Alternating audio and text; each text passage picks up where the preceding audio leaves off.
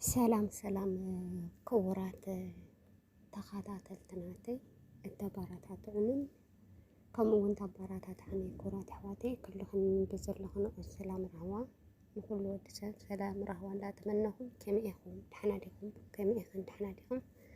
ሰላም ውድ የተከበራችሁ የአጸደ ቤተሰብ እንዴት ናችሁ? ሰላም ናችሁ? እኔ ደህና ነኝ እግዚአብሔር ይመስገን። እናንተስ እንዴት ናችሁ? በያላችሁ ሰላማችሁ እግዚአብሔር ያብዛልኝ። እኔ ደህና ነኝ። እናንተስ እንዴት ናችሁ? ሃይ ሃው አር ዩ ኦል ፋሚሊ ማይ ብራዘር ኤንድ ማይ ሲስተር ጉድ ዌልካም ጉድ አፍተርኑን ኤቭሪዋን ቴንክ ዩ ሶ ማች።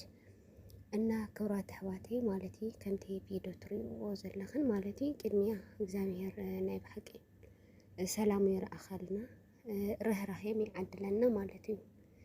ከምቲ ትሪእዎ ኣብ ዓድና ብዙሕ ችግራት ሓሊፉ እዩ። ብዙሕም ጥምየት ፃምእ ተዛሪብካ ወይም ደሞ ብናቲ አንደበት ተዛሪብካ ክወዳእ ዘይኽእል ብዙሕ ግፍዕታት እንዳተገበረ ዝፀንሐ ኮይኑ ሕጂ ግን ሰላም እዩ ዝበሃል ዘሎ። ሕጂ ድሓኒ እዩ ዝበሃል ዘሎ። ግን ካብቲ ዝነበረ ኩነታት ዘይሕይሽ ኩነታት ትርኢ መዓልቲ ብመዓልቲ ከምዚ ከማይ ማለት እዩ። ዋላ ኣነ ኣይንውለድ እምበር ኣዶ ክትበኪን ከላስ ብተደጋጋሚ ክትሪኢን ከለኻስ ወየ ሰብ ንምዃንካ ዘፅርእ በቃስ ብጣዕሚ የፅለአካ።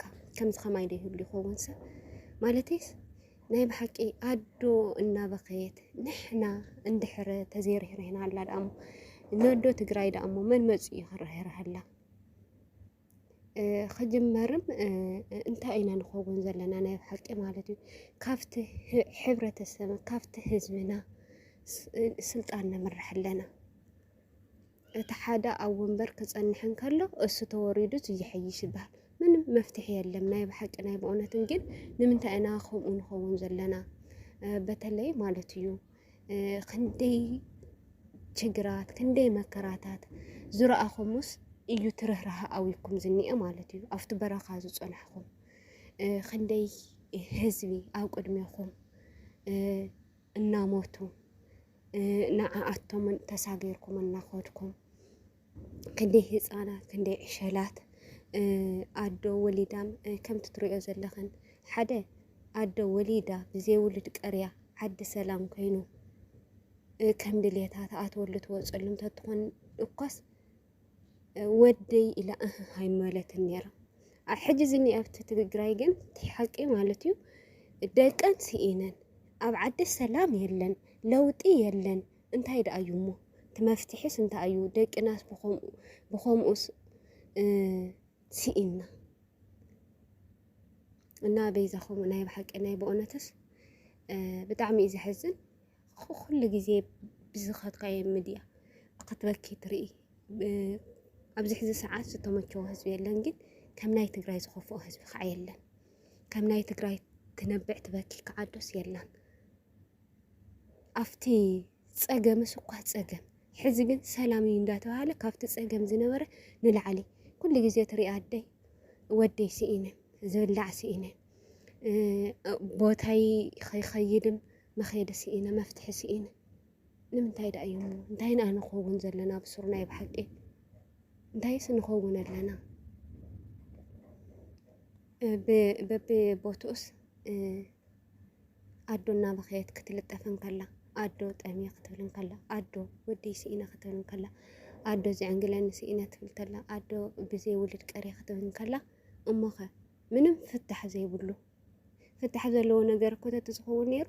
ዋይ ዝወደይ ከምዚ ኢሉ እኳ ስኢኑስ ዳርቃ ዘይሰኣነ ትሰምዖ ትሪኦ ተስፋ ዘለዎ ነገራት ስለ ዝኾነ ማለት እዩ። ኣብ ስደት ዘሎ ሰብ እውን ናብ ዓዱ ንኸይኣቱ ተስፋ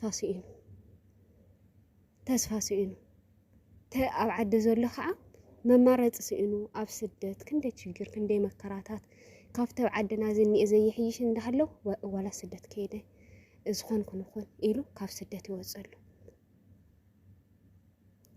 እናስ ናይ ብሓቂ ብጣዕሚ እዩ ዝገርም ብእውነትን። ኣነስ እንድዒ ተኻሊእ እሞ ይቕረይስ ነዶ ዘይተራህርሃሉ ዳእሞ ንመን ይኽራህርሃሉ? ኣዶ ኩሉ ግዜ ጠምየ ፀሚአ ክትብል ከላስ ስርሱ እንታይ ይስምዐና በተለይ ከዓስ ሓላፍነት ዝበሃል በትሕቲ እግዚአብሔር ኮንካ ሓቅነት ጌርካ ንኩሉ ሰብ ብዘይፈላለይ ማዕረ ጌርካ እናመሓደርካ መፍትሕ እናቐመጥካ ንክትኸይድ እዩ ወንበር ዝሕዝ ሰብ ደኣ እሞ እንታይ ተሰኣይኑ ናይ ብሓቂ እናስ እግዚአብሔር ብእውነትም እግዚአብሔር ምሕረቱ የውርደልና ኩሉ ተዛሪብዎ ኣቅሽቲ ተዛሪቦሞ ጳጳሳት ተዛሪቦሞ What's going on? We are selling these AED0.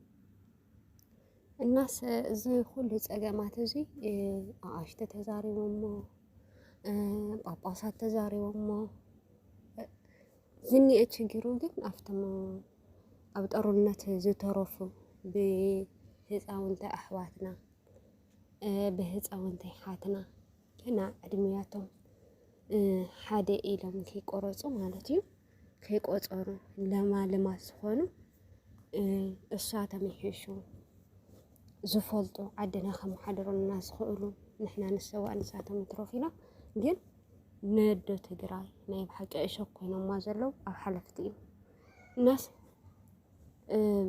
ናይ ብሓቂ ናይ ብእውነትም ብጣዕሚ ይሕዝን ንእግዚአብሔር ልቦና ይሃቦም ናይ ብሓቂ እና እግዚአብሔር ኣምላኽ ዓይነ ልቦና ይክፈተልና ናይ ብሓቂ ናይ እድታት ነገር ግን ትግፍዕን ትስቃየን በብየናይ ቃላት ጀሚርካ በብየናይ ክወዳ ኣይከኣልን እግዚአብሔር ዓይነ ልቦና ይሃበና እቲ እግዚአብሔር ሰማይና ምድሪ ዝፈጠረ መፍትሒ የወርደልና እምበር ካብ ሰብካ ክንደየና እና ሰላም ረህዋ ብዘለኹም ይምነ ኢልኩም ሰሰናይ